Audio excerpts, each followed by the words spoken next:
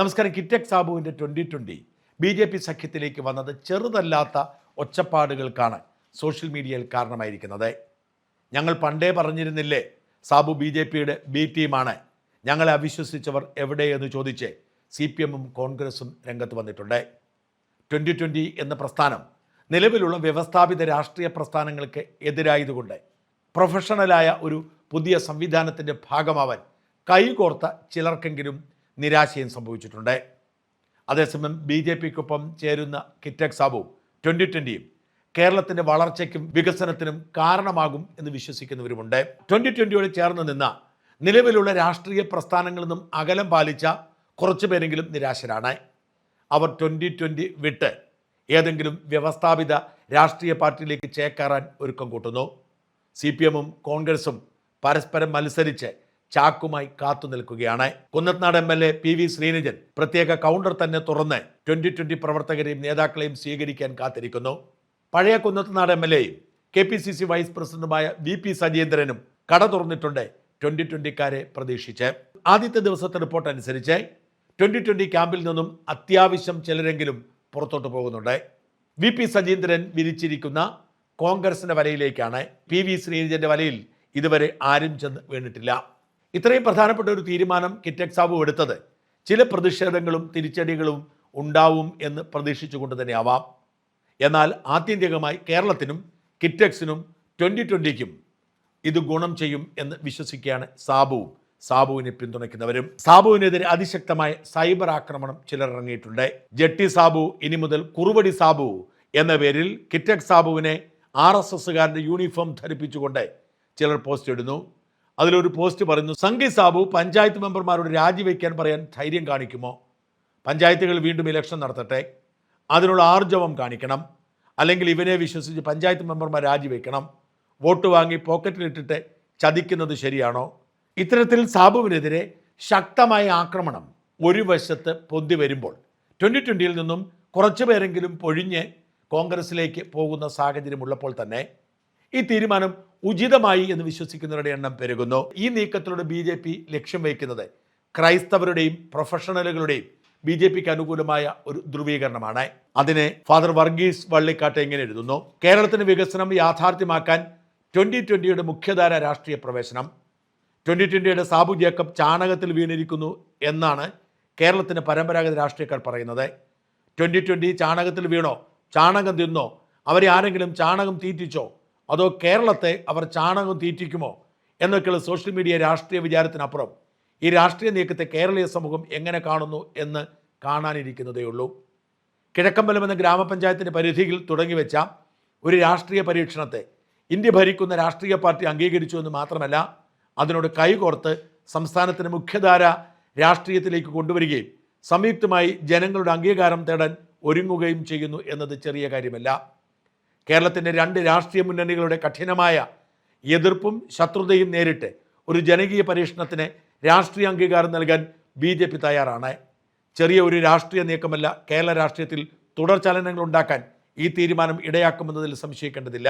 കേരളത്തിലെ ഇടതു വലതു മുന്നണികൾ പരമ്പരാഗതമായി പിന്തുടർന്നു വരുന്ന രാഷ്ട്രീയ സമവാക്യങ്ങളും നിലപാടുകളും മൂലം കേരളം കടക്കണിയിലേക്കും സാമ്പത്തിക മേഖലയുടെ സമ്പൂർണ്ണ തകർച്ചയിലേക്കും കൂപ്പുകുത്തിയിരിക്കുന്ന സാഹചര്യത്തിൽ ഇതിനൊരു മാറ്റമാണ് ഇതിൻ്റെ ആവശ്യം.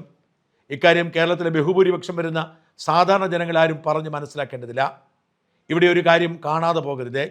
വിദ്യാഭ്യാസവും വിവരവുമുള്ളൊരു സമൂഹത്തോടെ രാഷ്ട്രീയക്കാർ മാത്രമല്ല പറയേണ്ടത് എന്ന തിരിച്ചറിവ് രാജീവ് ചന്ദ്രശേഖർ എന്ന കേരളത്തിൻ്റെ BJP അധ്യക്ഷനുണ്ട്. ആ തിരിച്ചറിവ് ദേശീയ തലത്തിൽ BJPക്കും അതിൻ്റെ അനുചരവൃത്തങ്ങൾക്കും ഉണ്ടായാൽ ഇന്ത്യ രക്ഷപ്പെടും. രാഷ്ട്രത്തിനുള്ളത് രാഷ്ട്രത്തിനും മതത്തിനുള്ളത് മതത്തിനും നൽകാൻ കഴിയുന്ന ഒരു പൗരസമൂഹത്തിന് മാത്രമേ രാഷ്ട്രീയത്തിൻ്റെ വികസന പ്രക്രിയയിൽ ക്രിയാത്മകമായി പങ്കുവയ്ക്കാൻ കഴിയൂ. ഭരണകർത്താക്കൾ അതിനുള്ള രാഷ്ട്രീയ സാഹചര്യമാണ് സൃഷ്ടിക്കേണ്ടത്.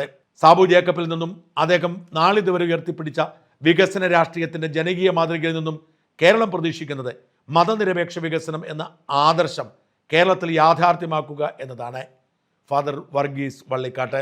KP സുകുമാരൻ ഇങ്ങനെ എഴുതുന്നു, ഇപ്പോഴാണ് കേരളത്തിൽ NDAക്ക് ശരിയായ യോജിച്ച ഒരു ഘടകകക്ഷിയെ കിട്ടിയിരിക്കുന്നത്. അത് 2020 ആണ്. ഇതുവരെ ചില കടലാസ് പാർട്ടികൾ ഉണ്ടായിരുന്നു. അതിൽ ജാനു പോയി, പിന്നെ ഒരു തുഷാർ വെള്ളാപ്പള്ളി ഉണ്ട്. അദ്ദേഹത്തിൻ്റെ രാഷ്ട്രീയമായ ഒരു സ്വാധീനവും ജനങ്ങൾക്കിടയിൽ ഉണ്ടാക്കാൻ കഴിയില്ല. അണ്ണൻ കുഞ്ഞും തന്നാലായത് എന്ന മട്ടിൽ ഇരിക്കട്ടെ എന്ന് മാത്രം. ഒരു വോട്ടെങ്കിൽ ഒരു വോട്ട്, അതിനെ നമ്മൾ മാനിക്കണം. കേരള രാഷ്ട്രീയത്തിൽ ഉജ്ജ്വലമായ രണ്ട് വ്യക്തിത്വങ്ങളുടെ ഉടമകളാണ് രാജീവ് ചന്ദ്രശേഖരും സാബു ജേക്കബും. ഏറ്റവും നികൃഷ്ട വ്യക്തിത്വം ആരെന്ന് നിങ്ങൾക്കറിയാം, ഞാനായിട്ട് പറയുന്നില്ല. 10 വർഷം കേരളത്തിന് പോയി കിട്ടി. ആരെക്കൊണ്ടും നന്നാക്കാൻ കഴിയാത്ത വിധം കേരളം സകല മേഖലയിലും അധപ്പതിച്ചു എന്നതാണ് ബാക്കി പത്രം. മോദിജിക്കൊപ്പം കേരളവും സഞ്ചരിച്ചിരുന്നെങ്കിൽ നമ്മുടെ സംസ്ഥാനവും ഇന്ന് എവിടെയോ എത്തിയേനെ. അത്രമാത്രം മനുഷ്യവിഭവവും ബുദ്ധിശക്തിയും ഇവിടെയുണ്ട്. അതാണ് ഇവിടെ നിന്ന് ഇറക്കുമതി ചെയ്ത കേരളം ഒരു വൃദ്ധസദനമായിക്കൊണ്ടിരിക്കുന്നത്. എന്നിട്ടും ഇവിടുത്തെ അല്പപ്രബുദ്ധർക്ക് യാഥാർത്ഥ്യം മനസ്സിലാകുന്നില്ല. ഹാ കഷ്ടം എന്നേ പറയാൻ പറ്റൂ. എന്നോടൊരു ചങ്ങായി പറഞ്ഞു, കാര്യമൊക്കെ ശരി തന്നെ, പക്ഷേ രാജീവ് ചന്ദ്രശേഖരന് പ്രസംഗിക്കാൻ കഴിയില്ലല്ലോ എന്ന്. അണികളുടെ രോമം കമ്പിത്തിരിയാക്കുന്ന പ്രസംഗക്കാരനല്ല യഥാർത്ഥ നേതാവ്. നാടിനെ സാമ്പത്തികമായും സാമൂഹികമായും ധാർമ്മികമായും വികസനോന്മുഖമായും ഉയർത്തിക്കൊണ്ടുവരാനുള്ള ഭാവനയും കഴിവും ആത്മാർത്ഥതയും ഉള്ളവരാണ് ജനനേതാക്കൾ. അത്തരം നേതാക്കളാൽ സമ്പന്നമാണ് BJP. അതിൽ കേരളത്തിന് കിട്ടിയ മുത്താണ് രാജീവ് ചന്ദ്രശേഖർ. ഇവിടെ ജനിക്കുന്ന കുട്ടികൾക്ക് ഇവിടെ തന്നെ ജീവിക്കാനുള്ള അവസരമാണ് വേണ്ടത് എന്ന് RC പറയുമ്പോൾ ആ വാക്കുകൾ അദ്ദേഹത്തിൻ്റെ ഹൃദയത്തിൻ്റെ അടിത്തട്ടിൽ നിന്നാണ് വരുന്നത്. ശരാശരി രാഷ്ട്രീയക്കാരൻ്റെ ടൺ കണക്കിന് പ്രസംഗത്തെക്കാളും മൂല്യമുണ്ട് ആ വാക്കുകൾക്ക്. ഭാവി തലമുറയുടെ പ്രതീക്ഷയ്ക്ക് തിരികൊളുത്തുന്ന മഹദ്വചനം. അടുത്ത തവണ കോൺഗ്രസിനോ മാർക്സിസ്റ്റിനോ എന്നത് കേരളത്തിൻ്റെ ഇന്നത്തെ ദുർവിധി മാറ്റാൻ പര്യാപ്തമല്ല. അതുകൊണ്ട് കേരളത്തിന് ഒരു 5 കൊല്ലം കൂടി വ്യർത്ഥമാകും എന്ന് മാത്രമല്ല, തകർച്ച അതിൻ്റെ പരകോടിയിൽ എത്തുകയും ചെയ്യും. അറിഞ്ഞുകൊണ്ട് ഇരുന്ന കൊമ്പ് മുറിക്കുന്ന ഇമ്മാതിരി വോട്ടർമാർ കേരളത്തിൽ മാത്രം ഉണ്ടാവുമെന്ന് തോന്നുന്നത്. 2 വിനാശ ശക്തികളാണ് കേരളത്തിലുള്ളത്. അതിലൊന്ന് കമ്മ്യൂണിസ്റ്റുകാരും മറ്റൊന്ന് ജിഹാദികളുമാണ്. കോൺഗ്രസ് ഒരു വിഷയമേ അല്ല. ജിഹാദികളുടെ കൂട്ടില്ലെങ്കിൽ ഇവിടെ എന്തു കോൺഗ്രസ്? എന്നിട്ടും ഈ 2 ആസുര ശക്തികൾക്കാണ് ഇവിടെ ആധിപത്യവും മേധാവിത്വവും എന്നത് എന്തൊരു ശാപവും കഷ്ടവുമാണ്. എന്തായാലും ഇപ്പോൾ ഒറ്റയും തെറ്റയുമായി പ്രബലരടക്കം BJPയിലേക്ക് വരുന്നുണ്ട്. മാത്രമല്ല BJPക്ക് അതിൻ്റെ കരുത്ത് വർദ്ധിപ്പിക്കാനും കഴിയുന്നുണ്ട്. ഇനിയൊരു സദാനന്ദൻ മാസ്റ്റർ ഇവിടെ ഉണ്ടാകില്ല എന്ന് ഉറപ്പിക്കാം. വാടിക്കൽ രാമകൃഷ്ണനെ കൊന്ന കരാളഹസ്തങ്ങൾക്ക് പണ്ടേ പോലെ ശൗര്യമുണ്ടാകില്ല. നശിക്കേണ്ട ശക്തികളെ കാലം തന്നെ തുടച്ചു മാറ്റും എന്നത് ചരിത്രം നൽകുന്ന പാഠമാണ്. സർവാധിപതികൾ നീണ്ടുവാണ് ചരിത്രമില്ല. ഹിന്ദു ക്രൈസ്തവ ഐക്യം ഈ കാലഘട്ടത്തിൻ്റെ അനിവാര്യതയാണ്. BJP 2020 ഐക്യം നല്ലൊരു തുടക്കമാണ്. സാബു ജേക്കബിന് അഭിവാദ്യങ്ങൾ. ഇത്തരത്തിൽ ഇതൊരു ക്രൈസ്തവ ഹൈന്ദവ ഐക്യത്തിൻ്റെ നാന്ദിയാണെന്ന് വിശ്വസിക്കുന്നവരുമുണ്ട്. എന്തായാലും സാബു ജേക്കബ് എയറിൽ തന്നെയാണ്. അതൊന്നും ഗവനിക്കാതെ തൻ്റെ ദേശീയബോധത്തിൽ ഉറച്ച് വൻകിട വ്യവസായിയായ സാബു ജേക്കബ് മുമ്പോട്ട് പോകുന്നു.